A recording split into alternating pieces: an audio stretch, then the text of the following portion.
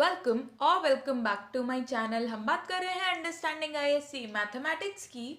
हमारा चैप्टर चल रहा है प्रोबेबिलिटी और हम डिस्कस कर रहे हैं एक्सरसाइज 10.5। हमने 9 क्वेश्चंस डिस्कस किए हैं बेस थ्योरम के। हम क्वेश्चन नंबर 10 से बिगिन करेंगे।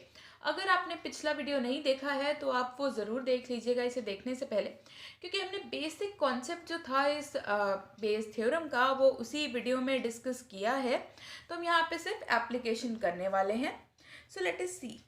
क्वेश्चन नंबर 10 में हमें दिया है एक क्लास है जिसमें 60% बॉयज़ हैं और उन 60% बॉयज़ में से 5% बॉयज़ हैं और 10% गर्ल्स हैं जिनका IQ मोर देन 150 है। तो लिख लेते हैं, एक क्लास है जिसमें 60% बॉयज़ हैं।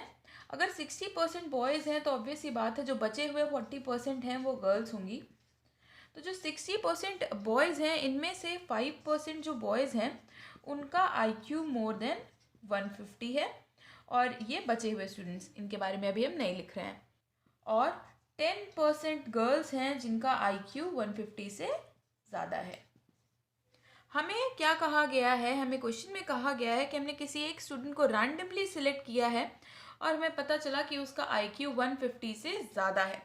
प्रोबेबिलिटी बतानी है कि जिस स्टूडेंट को हमने सेलेक्ट किया है वो एक बॉय है। यहाँ हमने इवेंट्स लिख लिए हैं E1, E2 और A। E1 इवेंट है कि बॉय सेलेक्ट किया है, E2 है कि गर्ल सेलेक्ट किया है, A है कि IQ मोर देन 150 है स्टूडेंट का। तो बेस थ्योरम अप्लाई करेंगे। प्रोबेबिलिटी निकालनी है कि हमने बॉय सेलेक्ट किया है, यहाँ पे लिख लेंगे प्रोबेबिलिटी निकालनी है कि बॉय सेलेक्ट किया है जब IQ मोर देन 150 है, ये हमें पता है। तो इसकी प्रोबेबिलिटी हम निकालेंगे बेस थ्योरम से। नीचे लिखेंगे लॉ ऑफ टोटल प्रोबेबिलिटी और क्या निकालने की कि IQ मोर देन 150 हो। ऐसा हो सकता है कि हमने बॉय को सिलेक्ट किया हो और बॉय सेलेक्ट करने के बाद ऐसे बॉय को सिलेक्ट किया हो जिसका जो IQ है वो मोर देन 150 हो। तो यहाँ पे ए इवेंट होगा जब E1 हो चुका। या फिर ऐसा हो सकता हो कि हमने गर्ल को सिलेक्ट किया हो, यानी कि प्रोबेबिलिटी ऑफ E2 और उसके बाद उसका IQ 150 से ज़्यादा हो। तो इस तरह से हम लिख लेंगे लॉ ऑफ टोटल प्रोबेबिलिटी। ये अलग है, इसे मार्क कर लेते हैं यहाँ पे। ऊपर क्या लिखना है, ऊपर हम लिखेंगे ये वाला पोर्शन कि बॉय सेलेक्ट किया हो और IQ हमारा 150 से ज़्यादा हो। तो यहाँ पे ये कितना हो जाएगा, वैल्यूज पुट कर लेंगे हम। E1 इवेंट यानी कि बॉय को सिलेक्ट करने की प्रोबेबिलिटी है 60%, यानी कि हम लिख सकते हैं 60/100। उसके बाद A इवेंट जब E1 हो चुका है यानी कि 5%, होल अपॉन ये पूरी वैल्यू यहाँ पे लिखेंगे 60/100 इंटू 5/100 प्लस गर्ल सेलेक्ट करने की प्रोबेबिलिटी E2 इवेंट की 40% यानी कि 40/100 इंटू गर्ल सेलेक्ट की हो और उसके IQ 150 से ज़्यादा हो तो 10%। तो वो यहाँ पे लिख लेंगे, कैंसिल कर लेंगे, ये 0 कैंसिल हो जाएगा यहाँ पे भी और यहाँ पे भी। एक काम करेंगे, 5 से कैंसिल करेंगे तो ये हो जाएगा 5 20 टाइम्स, यहाँ पे भी 20 टाइम्स और यहाँ पे कैंसिल करेंगे तो 2 इंटू 5। अब यहाँ पे अगर आप देखें तो 0 भी कैंसिल कर सकते थे पर फिर हमारा डिनोमिनेटर अलग हो जाता तो हमें थोड़ा सॉल्व करने में बाद में प्रॉब्लम होती है, इसलिए वो नहीं किया है। तो यहाँ पे अगर आप देखें तो डिनोमिनेटर में हमारे पास है 200 सारी जगह, तो कॉमन लेके कैंसिल हो जाएगा। यहाँ पे बचेगा 6/6 प्लस 8, तो ये हो जाएगा 6/14, कैंसिल कर लेंगे तो ये हो जाएगा 2 3 2 7। हमारा आंसर आ जाएगा 3/7। Question number 11, very good question. तो हमें क्वेश्चन में कहा गया है कि एक मैन है जो 4 आउट ऑफ 5 टाइम्स सच बोलता है और उसने एक डाई को थ्रो किया और उसने रिपोर्ट किया है कि 6 आ रहा है डाई पे। हमें प्रोबेबिलिटी बतानी है कि एक्चुअली में 6 आ रहा है।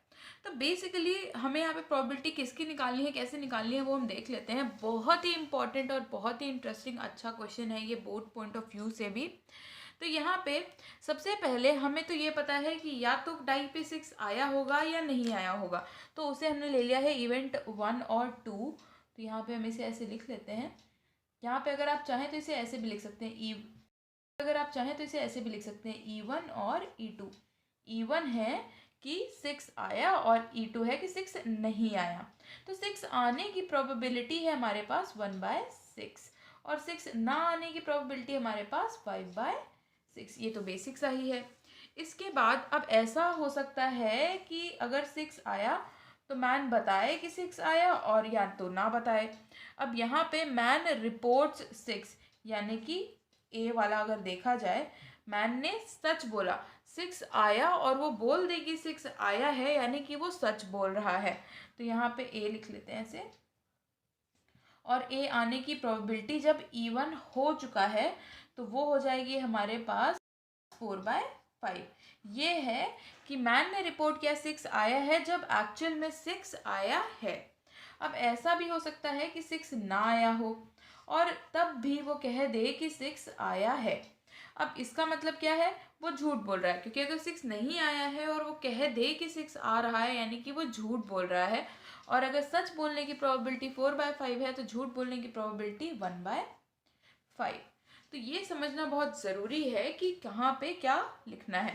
तो यहाँ से अगर हम देखें तो प्रोबेबिलिटी ऑफ ए जब इवन हो चुका है, यानी कि सच बोलने की प्रोबेबिलिटी है 4/5, और प्रोबेबिलिटी ऑफ ए जब E2 हो रहा है, यानी कि झूठ बोलने की प्रोबेबिलिटी वो है 1/5।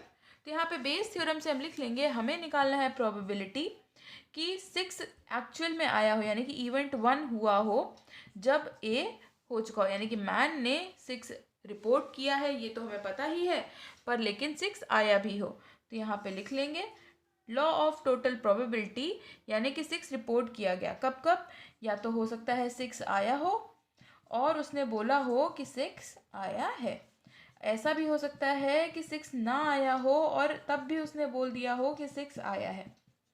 तो ये हमने लिख लिया। ऊपर क्या लिखेंगे, 6 आया है, ये हमें लिखना है कि एक्चुअल में 6 आया है और उसने रिपोर्ट भी किया हो कि 6 आया है। तो P(E1) और PA when E1 has already happened. इसे ऐसे डिवाइड कर लेते हैं। रिक्वायर्ड प्रोबेबिलिटी निकाल लेंगे यहाँ से, सारी प्रोबेबिलिटीज पुट करके। E1 होने की प्रोबेबिलिटी कितनी है, 1/6। A when E1 has already happened 4/5। ये सेम वैल्यू यहाँ पे भी लिख लेंगे क्योंकि ये सेम है, 1/6 और ये 4/5, प्लस E2 इवेंट होने की प्रोबेबिलिटी 5/6। यहाँ पे A when E2 has already happened 1/5। यहाँ पे डिनोमिनेटर है हमारे पास 6 5 30 हर जगह पे, तो यहाँ पे हो जाएगा 4/4 + 5, यानी कि 4/9, and this will be your answer. Second part बिल्कुल फर्स्ट पार्ट जैसा क्वेश्चन है, सिमिलर एक्सप्लेनेशन है। अब एक जो मैन है वो सच बोलता है 3 आउट ऑफ 5 टाइम्स, वो डाई को थ्रो करता है और रिपोर्ट करता है कि नंबर ग्रेटर देन 4 है। हमें प्रोबेबिलिटी बतानी है कि नंबर एक्चुअली में ग्रेटर देन 4 है। तो ऐसा हो सकता है कि ग्रेटर देन 4 आया हो, ऐसा हो सकता है कि ग्रेटर देन 4 ना आया हो, यानी कि लेस देन 4 आया हो। इस तरह से लिख लेंगे। तो ये है हमारा इवेंट 1 और ये है हमारा इवेंट 2। इसे यहाँ पे लिखना चाहें तो यहाँ पे भी लिख सकते हैं, यहाँ पे लिख लेंगे E1 और E2। तो इवेंट 1 यानी कि ग्रेटर देन 4 आने की प्रोबेबिलिटी कितनी है, ग्रेटर देन 4 सिर्फ 2 नंबर होते हैं, 5 और 6, तो ये हो जाएगा 2/6, या फिर हम कह सकते हैं 1/3। अगर ये 1/3 है तो ये हो जाएगा 2/3। अब हमें कहा गया है कि ग्रेटर देन 4 आया है, ऐसा मैन कहता है, यानी कि रिपोर्ट करता है। तो अब ग्रेटर देन 4 आया और उसने ग्रेटर देन 4 रिपोर्ट किया इवेंट ए, तो उसकी प्रोबेबिलिटी कितनी है, ग्रेटर देन 4 आया और उसने रिपोर्ट भी किया कि ग्रेटर देन 4 आया है, यानी कि वो सच बोल रहा है। Probability of A when E1 has already happened, यानी कि सच बोलने की प्रोबेबिलिटी हमें दे रखी है 3/5, तो वो यहाँ पे लिख लेंगे 3/5। अब ऐसा भी हो सकता है कि लेस देन 4 आया हो और वो रिपोर्ट कर दे कि ग्रेटर देन 4 आया है, यानी कि वो झूठ बोल रहा है। तो झूठ बोलने की प्रोबेबिलिटी कितनी हो जाएगी, सच बोलने की अगर 3/5 है तो झूठ बोलने की हो जाएगी 2/5। तो यहाँ पे लिख लेंगे साइड में। अब लिख लेंगे बेस थ्योरम से हमारी रिक्वायर्ड प्रोबेबिलिटी।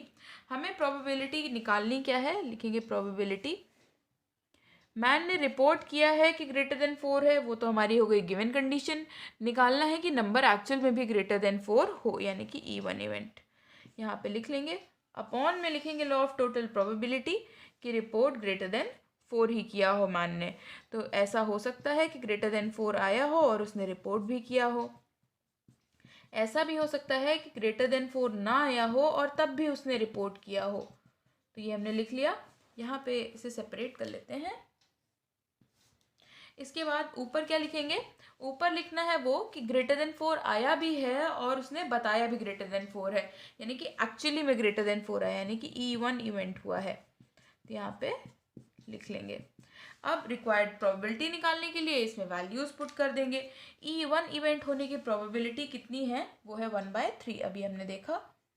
और E1 होने के बाद A इवेंट होने की प्रोबेबिलिटी 3/5, यानी कि सच बोलने की। ये सेम वैल्यू है, यहाँ पे पुट कर देंगे 1/3 और ये 3/5 प्लस E2 इवेंट होने की प्रोबेबिलिटी 2/3 और उसके बाद E2 इवेंट हो जाए उसके बाद A होने की प्रोबेबिलिटी 2/5। यहाँ पे भी हमारे पास जो डिनोमिनेटर है वो 3 5 15 हमारे पास सारी जगह सेम है, तो कॉमन लेके कैंसिल हो जाएगा। ये बचेगा 3/3 + 4 यानी कि 3/7 and this will be your answer. Question number 12 फिर से एक बेसिक सा क्वेश्चन। हमसे कहा गया है कि हमारे पास 3 अर्न हैं जिसमें रिस्पेक्टिव बॉल्स हैं। हमें कहा गया है कि हमने वाइट बॉल निकाली है, प्रोबेबिलिटी बताएं कि वो सेकंड अर्न से निकाली गई है। तो अब अगर हमसे कहा गया होता कि वाइट बॉल निकालने की प्रोबेबिलिटी बताइए, तो हम क्या करते, तो हम directly law of total probability लगाते और वाइट बॉल निकालने की प्रोबेबिलिटी निकाल देते।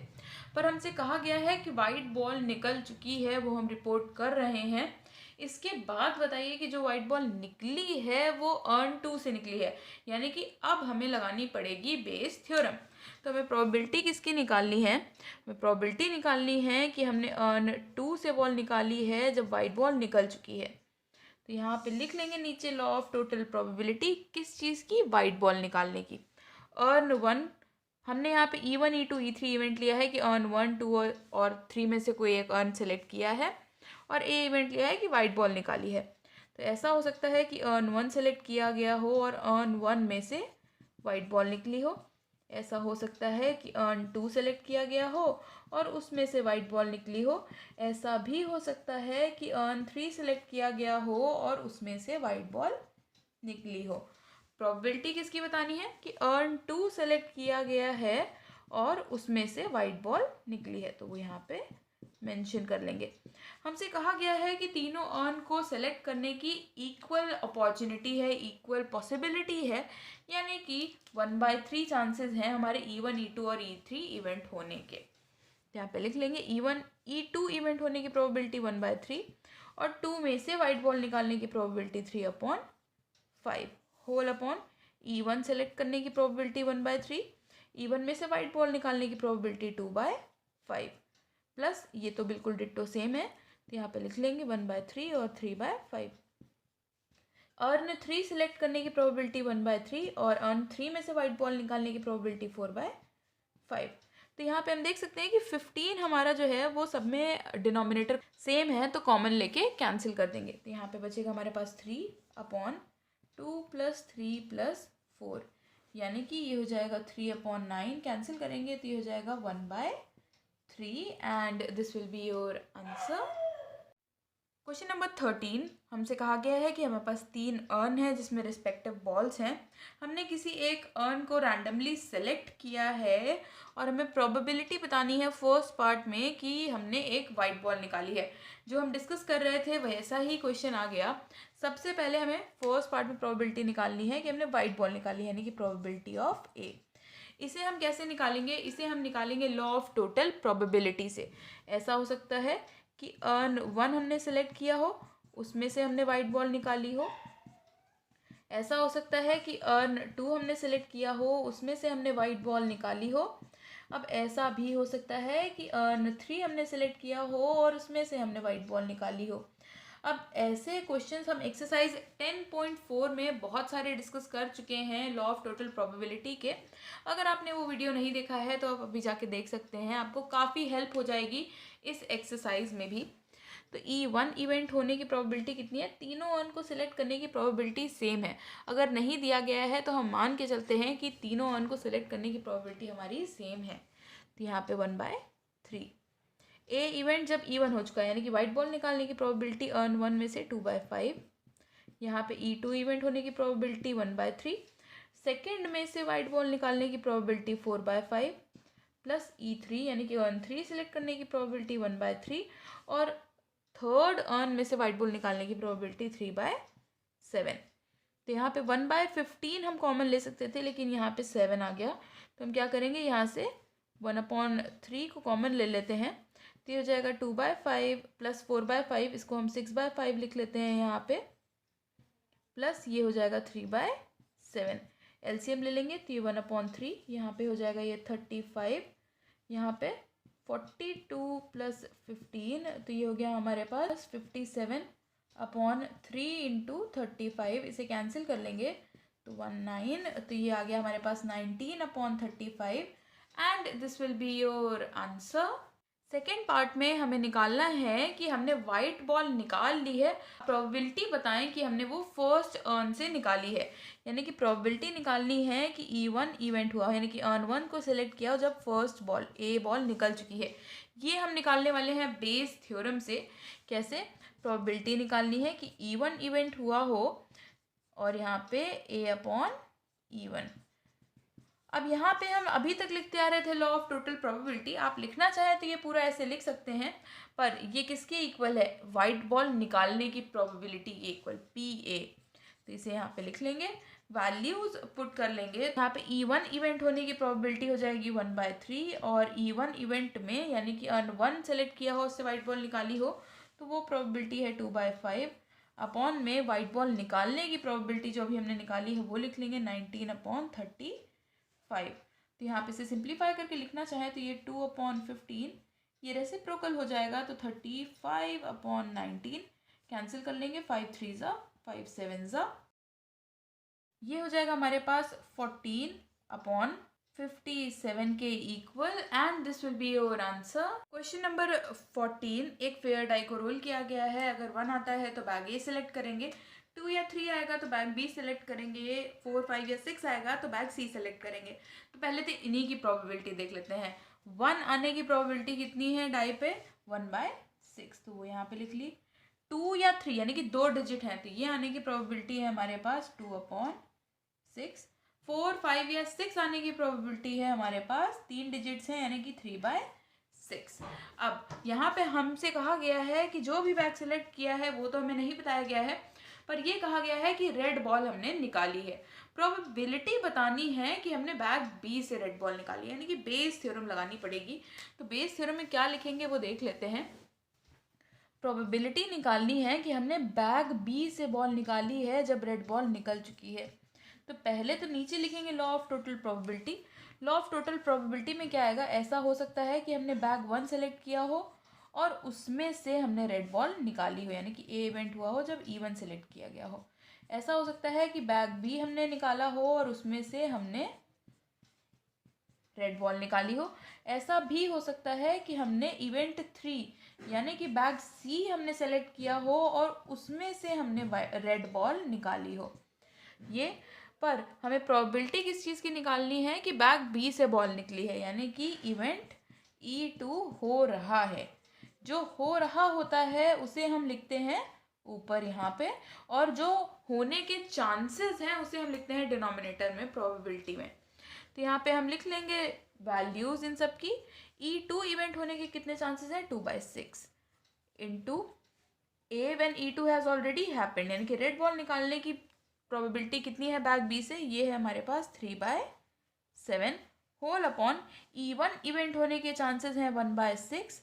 E1 इवेंट यानी कि ए बैग में से रेड बॉल निकालने की प्रोबेबिलिटी है हमारे पास 3/5, प्लस ये बिल्कुल सेम है तो ये यहाँ पे लिख लेंगे, सॉरी दिस इज E2, तो ये हो जाएगा हमारे पास 2/6 इंटू 3/7, प्लस E3 इवेंट होने के चांसेस हैं 3/6 और इसमें से रेड बॉल निकालने की प्रोबेबिलिटी है 4/9। तो इसे सिंप्लीफाई कर लेंगे। यहाँ पे हम देख सकते हैं कि 6 सारी जगह कॉमन है और कैंसिल भी हो सकता है, तो यहाँ पे 3 2 ज़ा 6 कैंसिल कर देंगे।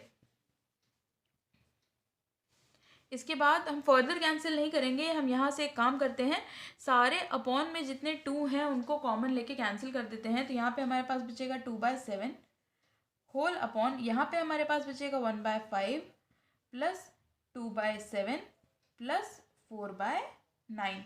एलसीएम ले लेंगे तो ये हो जाएगा 2/7। इसे अगर हम सॉल्व करेंगे तो हमें मिलेगा 293/315 5। इसे थोड़ा सा और सिंप्लीफाई कर लेंगे, ये हो जाएगा 2/7 इंटू रेसिप्रोकल कर लेंगे तो 315/293 कैंसिल करेंगे यहाँ पे, तो ये हो जाएगा हमारे पास 45, ये हो जाएगा 90/293 and this will be your answer. Question number 15, 3 identical jewellery boxes हैं जिनमें दो दो ड्रॉर्स हैं। हमसे कहा गया है कि फर्स्ट बॉक्स जो है उसमें दोनों ड्रॉर्स में गोल्डन वॉच हैं, सेकेंड ड्रॉर में दोनों में सिल्वर वॉचेस हैं, और थर्ड में एक में गोल्डन है, एक में गोल्ड है, एक में सिल्वर वॉच है। हमसे कहा गया है कि प्रोबेबिलिटी बताइए कि अगर हमने एक ड्रॉर खोला है और उसमें सिल्वर वॉच ऑलरेडी है तो दूसरे ड्रॉर में गोल्ड वॉच निकले। तो ऑब्वियस सी बात है, अगर आप देखिए प्रोबेबिलिटी ज़रूरी नहीं है कि हम हर बार फॉर्मूले में पुट करके ही निकालें। आप चाहें तो इसे बेस थ्योरम से करके निकाल सकते हैं। आप एक इवेंट मान सकते हैं कि सिल्वर वॉच निकला है आपके इवेंट में और आपको फिर उसमें कंडीशन लगानी है कि सेकंड में गोल्ड निकला हो। पर यहाँ पे क्या है खास बात, यहाँ पे आप क्लियरली देख सकते हैं एक सिल्वर और एक गोल्ड की ही कंडीशन चाहिए। इसमें दोनों गोल्ड है तो पॉसिबल ही नहीं हो सकता कि सेकेंड चांस में कि फर्स्ट चांस में सिल्वर निकले, तो ये बॉक्स तो हमने सिलेक्ट नहीं किया गया है। यहाँ पे क्या है कि दोनों में सिल्वर है, अगर एक हमने खोला और उसमें से सिल्वर निकाला तो दूसरे में गोल्ड वॉच है ही नहीं जो हम निकालें, यानी कि ये भी नहीं हो सकता। बस एक थर्ड ड्रॉर ही या थर्ड बॉक्स ही एक ऐसा बॉक्स है जिसमें हमारे पास एक सिल्वर और एक गोल्ड वॉच है। तो यहाँ पे हमारी रिक्वायर्ड प्रोबेबिलिटी कितनी हो जाएगी, यहाँ पे लिख लेंगे therefore required probability is equals to 1/3। हमारी प्रोबेबिलिटी हो जाएगी 1/3, यानी कि ये वाला box upon 3 boxes 1/3 and this will be your answer. Question number 16, एक बोल्ट फैक्ट्री है जिसमें 3 मशीन्स हैं A, B और C जो बोल्ट्स मैन्युफैक्चर करती हैं रिस्पेक्टिव परसेंटेज, यानी कि 25% चांसेस हैं कि वो ए मशीन से बोल्ट बन रहा है, 35 चांसेस हैं कि बी मशीन से, और 40% चांसेस है कि सी मशीन से बन रहा है। अब बोल्ट बनेंगे तो डिफेक्टिव और नॉन डिफेक्टिव दोनों तरह के होंगे। चांसेस हैं कि 5% बोल्ट जो होंगे ए वाली मशीन से जो बने होंगे वो डिफेक्टिव होंगे, 4% चांसेस हैं कि बी मशीन से बनने वाले बोल्ट्स डिफेक्टिव होंगे, और 2% यानी कि 2% चांसेस हैं कि जो सी मशीन से बोल्ट्स बन रहे हैं वो डिफेक्टिव होंगे। प्रोबेबिलिटी निकालनी है कि हमने एक बोल्ट सेलेक्ट किया है वो डिफेक्टिव तो है ही है, प्रोबेबिलिटी बताएं कि वो मशीन सी से बना है। तो यहाँ पे लिख लेंगे प्रोबेबिलिटी हमें निकालनी है कि E3 इवेंट यानी कि मशीन सी से बना हो जब बोल्ट डिफेक्टिव है। तो नीचे तो लिख लेंगे लॉ ऑफ टोटल प्रोबेबिलिटी। तो लॉ ऑफ टोटल प्रोबेबिलिटी में किसकी प्रोबेबिलिटी लिखते हैं इस ए इवेंट की प्रोबेबिलिटी, यानी कि बोल्ट डिफेक्टिव होने की।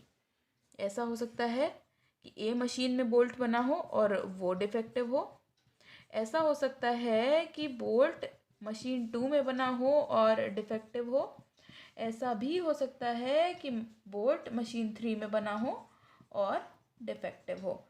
हमें प्रोबेबिलिटी निकालनी है कि बोल्ट जो है वो थर्ड मशीन सी में बना है और वो डिफेक्टिव है, यानी कि E3 इवेंट हुआ है और उसके बाद ए इवेंट हुआ है जब E3 हो चुका है। तो यहाँ पे हम रिक्वायर्ड प्रोबेबिलिटी निकालने के लिए रिस्पेक्टिव प्रोबेबिलिटीज़ लिख देते हैं। E3 इवेंट होने के चांसेस हैं, यानी कि सी मशीन सेलेक्ट करने के चांसेस हैं 40%, तो 40/100 इंटू ए इवेंट जब E3 हो चुका है यानी कि डिफेक्टिव है जब वो सी से है तो 2% होल अपॉन, यहाँ पे E1 इवेंट के होने के चांसेस हैं 25%, 25/100 इंटू यहाँ पे 5/100 प्लस E2 इवेंट होने के चांसेस हैं 35/100 इंटू यहाँ पे 4/100 प्लस E3 यही वाला है तो यहाँ पे वैल्यू लिख लेंगे 40/100 इंटू 2/100। कैंसिल कर लेंगे 5 से तो ये 8/20, यहाँ पे 5/20, यहाँ पे 7/20 और ये 8/20। अपॉन में डिनोमिनेटर में 2000 सब में कॉमन है तो वो कॉमन लेके सेम है तो कॉमन लेके कैंसिल कर देंगे। तो यहाँ पे बचेगा 16/25 प्लस 28 प्लस 16, तो ये हो जाएगा 16/69 and this will be your answer. Question number 17, जैसा अभी हमारा 16 क्वेश्चन था बिल्कुल वैसा ही क्वेश्चन है। बस इतना सा डिफरेंस है कि पिछले वाले क्वेश्चन में हमें ए, बी और सी मशीन के सेलेक्ट होने की प्रोबेबिलिटी या परसेंटेज दे रखा था। इसमें हमें नंबर ऑफ बल्ब्स जो बन रहे हैं वो दे रखे हैं। तो कभी भी जब भी ऐसा क्वेश्चन दिया होगा तो हमें E1, E2 और E3 की इवेंट होने की प्रोबेबिलिटी लिखनी होती है। तो यहाँ पे हम 1500, 2500 या 3000 नहीं लिख सकते, हमें प्रोबेबिलिटी लिखनी है। तो यहाँ पे क्या करेंगे, upon total number of bulbs यानी कि 7000 ऐसे ज़रूर लिखेंगे। यहाँ पे ऐसे मेंशन कर देते हैं। अब क्या करेंगे, बिल्कुल जैसे पिछले क्वेश्चन में किया था बिल्कुल वैसे ही सारी वैल्यूज़ पुट कर देते हैं। बस इसमें कहा गया है कि जो हमारा बल्ब डिफेक्टिव निकला है वो बी मशीन से निकला हो, इसीलिए हमने E3 की जगह E2 कर दिया है यहाँ पे, बाकी सारी चीज़ें सेम है। E2 इवेंट होने की प्रोबेबिलिटी कितनी है, 2500 अपॉन 7000। तो ये 2 0 कैंसिल हो जाएंगे, ये बचेगा 25 अपॉन 70 इंटू ए इवेंट जब E2 हो चुका है यानी कि 2% बल्ब्स जो हैं वो डिफेक्टिव निकलेंगे मशीन 2 से। तो 2% के लिए 2 upon 100 whole upon E1 event यानी कि 1500 अपॉन 7000 हो जाएगा 15 अपॉन 70। और ए मशीन से जो डिफेक्टिव बल्ब्स निकले हैं उसके परसेंटेज है 1.5 अपॉन 100 प्लस यहाँ पे बी इवेंट वाला तो ये डिट्टो सेम है तो ये लिख लेंगे 25 अपॉन 70 इंटू 2 अपॉन 100 प्लस यहाँ पे सी मशीन के सिलेक्ट होने की प्रोबेबिलिटी 30 अपॉन 70। 30 अपॉन 70 इसलिए लिखा है ताकि हमारा जो डिनोमिनेटर है वो सेम रहे, कैलकुलेशन ईजी रहता है। और उसमें से कितने डिफेक्टिव हैं, 2.5% डिफेक्टिव है। अब आप चाहें तो इस डेसिमल को हटाने के लिए क्या कर सकते हैं, एक ज़ीरो नीचे बढ़ा सकते हैं, जैसे बढ़ा दिया। अब यहाँ पे एक ज़ीरो कम पड़ रहा है तो एक काम करेंगे, ज़ीरो और ज़ीरो ऐसे लिख लेंगे। और यहाँ पे भी एक ज़ीरो कम पड़ रहा है तो एक ज़ीरो और ज़ीरो ऐसे लिख लेंगे। तो हमारे डिनोमिनेटर की जो वैल्यू है वो सब में सेम हो गई। अब हम क्या करेंगे, 5 से कैंसिल कर लेंगे तो ये 5 5 ज़ा और ये हो जाएगा 5 200, ये हो जाएगा 5 3 ज़ा और ये 200, ये भी 5 5 ज़ा और ये 200, ये 5 5 ज़ा और ये 200। और भी कैंसिल हो सकता है तो कर लेंगे, ये कैंसिल हो जाएगा 5 और ये 40, यहाँ पे 5 3 ज़ा और ये 40, यहाँ पे 5 और ये 40, यहाँ पे भी 5 और ये 40। तो ये थोड़ा सा गंदा हो गया है, इसे हम सिंप्लीफाई करके लिख ले रहे हैं। यहाँ पे कितना बचेगा हमारे पास, 70 इंटू 40 जो है वो सब में हमारे पास डिनोमिनेटर में सेम है तो हम कॉमन लेके कैंसिल कर देंगे। तो हमारे पास क्या क्या बचेगा देख लेते हैं। यहाँ पे बचेगा हमारे पास 20 अपॉन 3 3 ज़ा 9 प्लस 20 प्लस यहाँ पे बचेगा 30। तो ये हो गया हमारे पास 20 upon 59 and this will be your answer. Number 18, एक इंश्योरेंस कंपनी है जिसने 4000 डॉक्टर्स, 8000 टीचर्स और 12000 इंजीनियर्स को इंश्योर किया है, इंश्योरेंस दिया है। Probability of a doctor, a teacher and an engineer dying before the age of 58 years हमें दे रखा है 0.01, 0.03 एंड 0.05। हमें यहाँ पे क्या दिया गया, हमें यहाँ पे पता है कि एक insured person dies before the age of 58 years, probability बतानी है कि वो डॉक्टर है। तो सबसे पहले तो हमने E1, E2, E3 इवेंट्स ले लिए हैं डॉक्टर, टीचर या इंजीनियर होने के, और उसके बाद ए इवेंट हमने ले लिया है कि that person dies before the age of 58 years. तो हमें यहाँ पे ऑब्वियस सी बात है, इतने क्वेश्चन करने के बाद हमें क्लियरली समझ में आ रहा है कि यहाँ हमें लगाना है बेज थ्योरम। हमें क्या निकालना है वो लिख लेंगे। यहाँ पे हमें प्रोबेबिलिटी निकालनी है कि dies before age of 58 years, ये तो हो रहा है ये पता है, प्रोबेबिलिटी निकालनी है कि वो डॉक्टर है यानी कि E1 इवेंट हो रहा है। तो यहाँ पे सबसे पहले तो यहाँ पे क्या करेंगे, प्रोबेबिलिटी हो सकती है, सबसे पहले चांस है कि ऐसा हो सकता है कि वो डॉक्टर हो यानी कि इवेंट 1 हो रहा हो और वो before the age of 58 years die हो जाए। तो ए व्हेन E1 हैज़ हैपेंड। ऐसा हो सकता है कि E2 इवेंट यानी कि टीचर हो और यहाँ पे ए व्हेन E2 हैज़ हैपेंड। ऐसा हो सकता है कि इंजीनियर हो तो probability of A when E3 has already happened. निकालना क्या है, निकालना है कि डॉक्टर हो, यानी कि E1 इवेंट वाली हमें प्रोबेबिलिटी निकालनी है। तो यहाँ पे लिख लेंगे probability of E1 and probability of A when E1 has already happened. तो E1, E2 और E3 की प्रोबेबिलिटी कैसे निकालेंगे, यहीं पे सारे बच्चे गड़बड़ी करते हैं।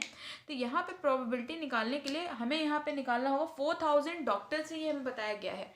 तो कितने परसेंट डॉक्टर्स हैं या फिर कितनी प्रोबेबिलिटी है डॉक्टर को सिलेक्ट करने की, वो होगी number of doctors upon total number of persons insured, यानी कि 4000 प्लस 8000 प्लस 12000 यानी कि 24000। यहाँ पे लिख लेंगे 24000। अब इसे कैंसिल करेंगे तो ये आ जाएगा 1/6। तो यहाँ साइड में लिख लेते हैं 1/6। 8000 अपॉन 24000 यहाँ पे लिख लेते हैं। 8000 अपॉन 24000 करेंगे तो ये आ जाएगा 1/3 के इक्वल। तो यहाँ पे साइड में लिख लेंगे 1/3। यहाँ पे हमारे पास 12000 अपॉन 24000, तो ये हो जाएगा 1/2 के इक्वल। तो साइड में लिख लेंगे 1/2। यहाँ पे पुट कर लेते हैं रिस्पेक्टिव वैल्यूज। तो E1 इवेंट की प्रोबेबिलिटी है 1/6 और उसके बाद E1 हो, यानी कि डॉक्टर सेलेक्ट किया, उसके बाद that person dies before age of 58 years, कितना है 0.01 होल अपॉन, ये चीज़ यहाँ पे सेम है तो ऐसे ही लिख लेंगे 0.01 अपॉन 6 प्लस E2 इवेंट की प्रोबेबिलिटी 1/3 इंटू यहाँ पे 0.03 प्लस E3 इवेंट की 1/2 और इंटू 0.05। इसे सिंप्लीफाई कर लेंगे तो ये हमारे पास न्यूमरेटर हो जाएगा 0.01 अपॉन 6। यहाँ पे अगर हम एलसीएम ले लें तो यहाँ पे अपॉन में आ जाएगा हमारे पास 6, ये हो जाएगा 0.01 प्लस ये हो जाएगा 0.06 प्लस 0.15।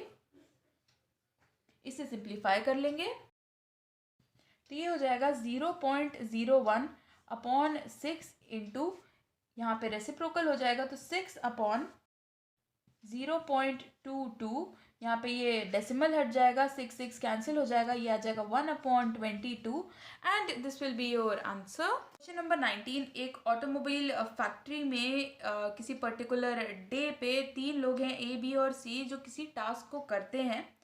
उन तीनों की रिस्पेक्टिव प्रोबेबिलिटीज़ हमें दे रखी हैं, चांसेस दे रखे हैं उस टास्क को करने के 45%, 35%, 20%। 35% दिया हुआ है, वो बुक में थोड़ा मिसप्रिंट है, तो वो हमने E1, E2 और E3 इवेंट ले लिया है। ए इवेंट लिया है कि जो टाइम लग रहा है उन्हें वो टास्क करने में, वो मोर देन अलॉटेड टाइम है। हमें ए, बी और सी की रिस्पेक्टिव प्रोबेबिलिटी इसमें भी दे रखी है कि वो कितने चांसेस हैं कि वो अलॉटेड टाइम से ज़्यादा टाइम लेंगे, 1/6, 1/10 और 1/20।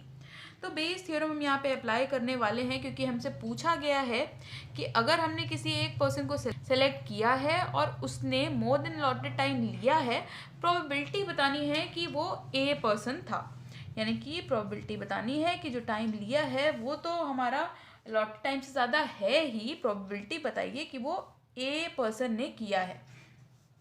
तो पहले तो लॉ ऑफ टोटल प्रोबेबिलिटी, हो सकता है कि वो ए पर्सन हो और उसने ज़्यादा टाइम लिया हो सकता है कि वो बी पर्सन हो और उसने ज़्यादा टाइम लिया हो, ऐसा भी हो सकता है कि वो सी पर्सन हो, यहाँ पे 3,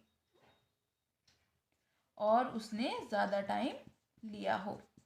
हमें निकालना है कि ए पर्सन ने ज़्यादा टाइम लिया है, यानी कि प्रोबेबिलिटी E1 के होने की और फिर ए के होने की जब E1 हो चुका है। तो यहाँ पे हमें लिखेंगे रिस्पेक्टिव प्रोबेबिलिटीज़ ये सारी। तो E1 इवेंट होने की प्रोबेबिलिटी है 45%, वो लिख लिया, into A when E1 has already happened यानी कि 1/6 होल अपॉन, यहाँ पे 45 upon 100 into 1/6 plus E2 event होने के चांसेस हैं 35% इंटू टाइम अलॉटेड टाइम से ज़्यादा हो तो 1/10 प्लस E3 इवेंट होने के चांसेस हैं 20% इंटू यहाँ पे 1/20। तो यहाँ पे हम 5 से कैंसिल करना चाहें तो कर सकते हैं, यहाँ पे 5 से कैंसिल करेंगे तो ये हो जाएगा 9 और ये 20, यहाँ पे भी 9 और 20, यहाँ पे 7 अपॉन 20, यहाँ पे 4 अपॉन 20। तो यहाँ पे हम देख सकते हैं कि 20 जो है वो सब में कॉमन है, और अगर देखा जाए तो यहाँ से अगर हम एक 2 भी कॉमन ले लें तो वो कैंसिल हो जाएगा। तो यहाँ पे हमारे पास कितना बचेगा, यहाँ पे हम इसे कैंसिल कर लेंगे तो ये 3 3 ज़ा और ये 3 2 ज़ा। तो यहाँ पे कितना हो, यहाँ पे भी कैंसिल कर लेंगे 3 3 ज़ा 3 2 ज़ा, बाकी कहीं कैंसिल नहीं हो रहा है। तो यहाँ पे अगर हम कैंसिल करना चाहें तो यहाँ पे 1/5 हो जाएगा बस। तो 1/20 अगर हमने कैंसिल कर दिया है तो यहाँ पे कितना बचा, 3/2 होल अपॉन यहाँ पे 3/2 प्लस 7/10 प्लस 1/5। इसे सॉल्व कर लेते हैं एलसीएम लेके। ये हो जाएगा 3/2 होल अपॉन एलसीएम आ जाएगा हमारा 10 के इक्वल, तो ये हो जाएगा 15 प्लस 7 प्लस 2। तो ये हो जाएगा 3/2 इंटू यहाँ पे रेसिप्रोकल हो जाएगा तो 10/24 कैंसिल करेंगे तो 2 5 ज़ा और यहाँ पे 3 8 ज़ा। तो ये हो जाएगा 5/8 and this will be your answer. Guys, if you like this video, do give it a thumbs up. Also subscribe to my channel if you have not already. Thank you so much for watching.